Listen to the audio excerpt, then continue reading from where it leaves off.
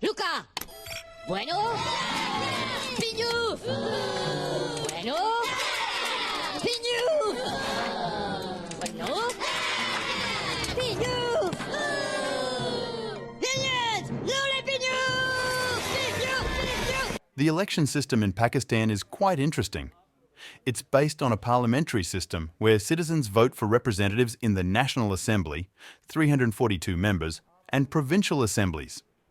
The political party with the most seats forms the government. And afterwards, members of the Senate are elected through an indirect voting process. The members of the provincial assemblies and the National Assembly vote to elect the senators. Each province has a specific number of seats allocated in the Senate. 104 senators are elected for a 6-year term. It's a way to ensure representation from different regions of the country.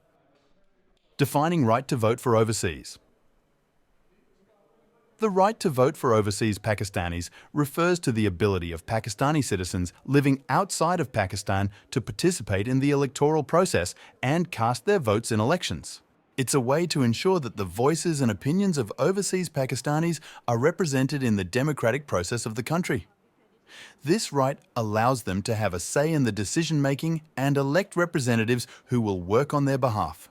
It's a significant step towards inclusivity and engaging the Pakistani diaspora in the democratic process. Why it is important?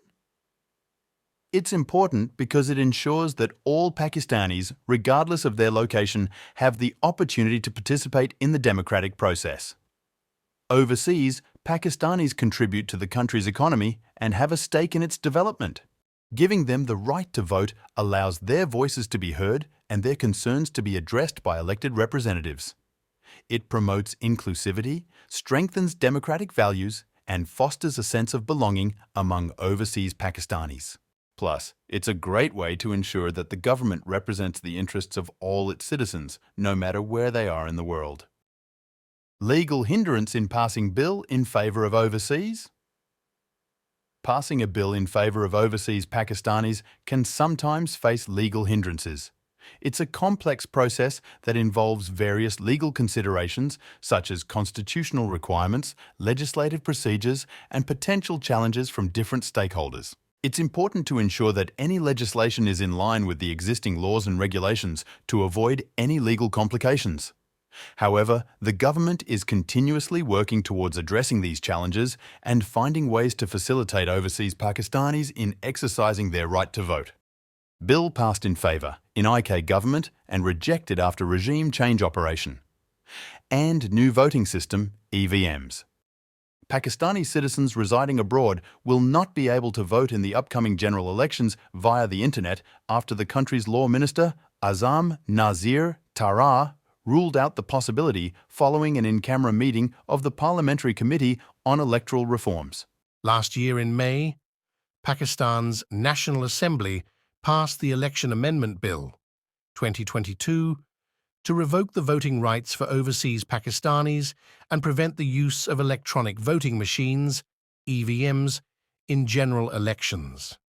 The development took place after the ouster of former Prime Minister Imran Khan's administration in a no-trust vote, which had sanctioned the use of EVMs with the stated objective to make elections more transparent and inclusive. The government maintained back then that the overseas Pakistanis were previous asset of the country and it did not want to snatch away their right to vote. However, it added that the Election Commission had opposed the use of EVMs since their potential of misuse and tampering was too high. Overseas Pakistanis willing to vote have the right to do so, but since the committee's report and the Supreme Court's report stated that internet voting was not possible, pilot projects will not be allowed. Pakistan's Dawn newspaper quoted the law minister as saying after the parliamentary committee's meeting, Pakistani citizens working in other countries make major contributions to the country's economy by sending remittances.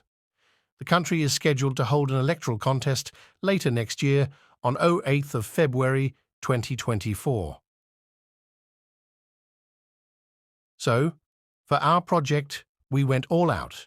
We conducted an online survey to gather opinions from the general public, and on top of that, we also conducted interviews with students and teachers. We wanted to hear what people from different backgrounds had to say about the right to vote for overseas Pakistanis.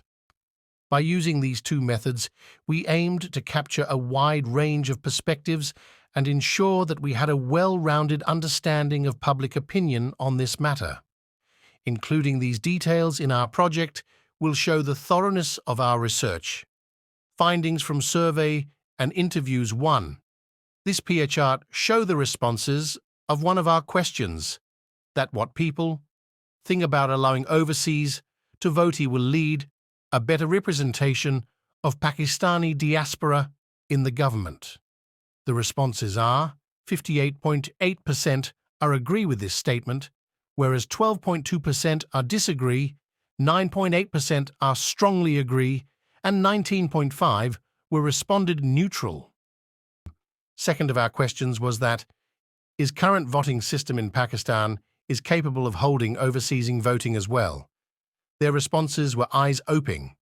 22.5% of them said that ECP is capable, where 52.5% said that current system is not capable and secure. Conclusion. In conclusion, our survey and interviews provided valuable insights into public opinion regarding the right to vote for overseas Pakistanis. The responses from the general public, students, and teachers revealed a range of perspectives. While some emphasized the importance of inclusivity and representation, others expressed concerns about potential challenges in implementing this right. Overall, it is evident that this is a complex and multifaceted issue with no one-size-fits-all solution. However, the input from the public is crucial in shaping policies and ensuring a fair and inclusive democratic process. Moving forward, it is essential for policymakers to consider these diverse viewpoints and strike a balance that upholds democratic principles while addressing practical considerations. By doing so, we can work towards a more inclusive electoral system that respects the rights of overseas Pakistanis.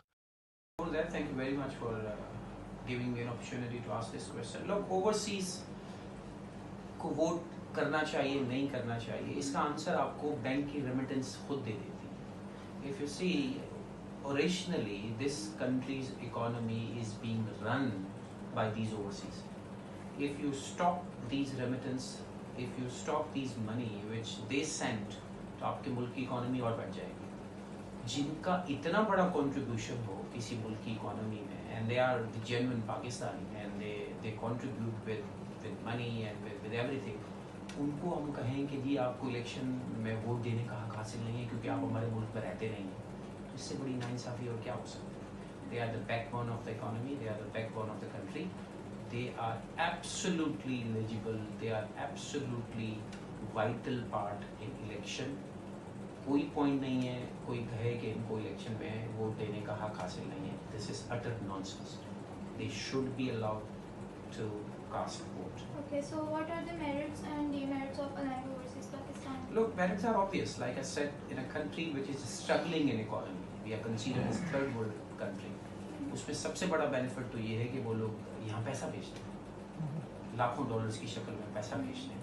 इससे बड़ा इस मुल्क को क्या advantage हो सकता है? That's the first advantage. Plus, यहाँ पे रहने वाली families जिनके लोग बाहर रहते हैं, they have the access to go abroad also. They visit frequently, they come back frequently. तो इससे एक traveling का element भी आपका फायदे में जाता है. और उसके अलावा जितने लोग बाहर जाते हैं just for the purpose of traveling and all that, they bring soft image of your country to the country where their people are living. Really, तो there are lots of advantages. Plus education purpose पे. I know many families who are living there and their kids are educating because उनकी family वहाँ रहती है. वो लोग वहाँ रहते हैं, लोग यहाँ आराम से जाते हैं और education को higher education को pursue करते हैं. So I think there are always benefits.